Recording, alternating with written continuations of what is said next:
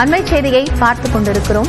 டாஸ்மாக் தலைமை அலுவலகத்தில் அமலாக்கத்துறை நடத்திய சோதனையை எதிர்த்து தொடுக்கப்பட்ட வழக்கில் 23ஆம் தேதி தீர்ப்பு வழங்கப்பட இருக்கிறது. அதாவது நாளை மறுநாள் இதற்கான தீர்ப்பு வழங்கப்படும் என்று எதிர்பார்க்கப்படுகிறது. டாஸ்மாக் தலைமை அலுவலகத்தில் அமலாக்கத்துறை சோதனை நடத்தியது தொடர்பாக தமிழ்நாடு அரசு தரப்பிலிருந்து வழக்கு தொடுக்கப்பட்டிருந்தது. இந்த வழக்கு தொடர்பான விசாரணை நடைபெற்றிருந்த நிலையில் இது தொடர்பான தீர்ப்பு என்பது விரைவில் வெளியாகும் என்று எதிர்பார்க்கப்பட்டது. அந்த அடிப்படையில் வரும் 23ஆம் தேதி நாளை மறுநாள் இந்த வழக்கில் தீர்ப்பு வழங்கப்படும் என்று அறிவிக்கப்பட்டிருக்கிறது. இதுகுறித்த கூடுதல் விவரங்களை செய்தியாளர் மதனிடம் கேட்கலாம். மதன், இப்போ இந்த தீர்ப்பின் விவரம் என்பது வரும் 23ஆம் தேதி வெளியாகும் சொல்லப்பட இருக்கிறது. வழக்கு குறித்த பின்னணியை மீண்டும் ஒருமுறை பதிவு செய்யலாம்.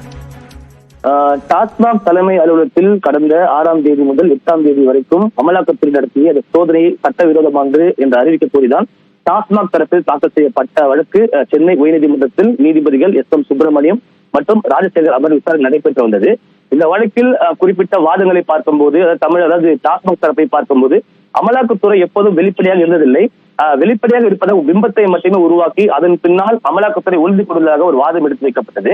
அது மட்டும் இல்லாமல் எந்த நம்பிக்கையின் அடிப்படையில் குற்றம் நடந்துள்ளதாக அமலாக்கத்துறை கருதுகிறது, எதற்காக சோதனை செய்கிறது என்பதை அமலாக்க தெரிவிக்க வேண்டும் என்றும் தெரிவிக்கப்பட்டது.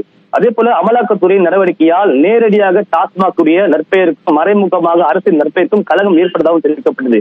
குறிப்பாக கடந்த 2007ஆம் ஆண்டு முதல் 2021ஆம் வரை முறைகேடு நடைபெற்ற கூறப்படும் நிலையில் தற்போதுதான் முறைகேடு நடைபெற்றது போல விசாரணை நடத்துவதாக ஏற்கனவே தமிழக தரப்பிலும் ஒரு கேள்வி எழுப்பப்பட்டது. இன்றைய தினம் டாஸ்மாக் குறிவைக்கப்படுகிறது. அதே போல நாளைய தினம் ஒவ்வொரு துறையும் குறிவைக்கப்படும் என்றும் ஏற்கனவே டாஸ்மாக் தரப்பிலிருந்து ஒரு பல்வேறு வாதங்களும் எடுத்து வைக்கப்பட்டது.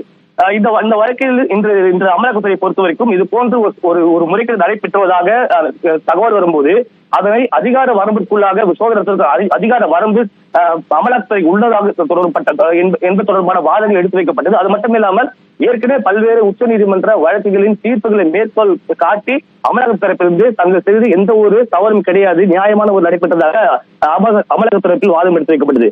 தற்போது 2 தரப்பு வாதம் முடிவடைந்த நிலையில்தான் இந்த வழக்கின் தீர்ப்பை 23ஆம் தேதி அறிவிப்பதாக தற்போது நீதிபதிகள் எஸ். எம். சுப்பிரமணியம் அடங்கிய அமர்வு தற்போது தெரிவித்துள்ளது. நன்றி மதன், வழக்கு குறித்த விவரங்களை வழங்கியமைக்காக.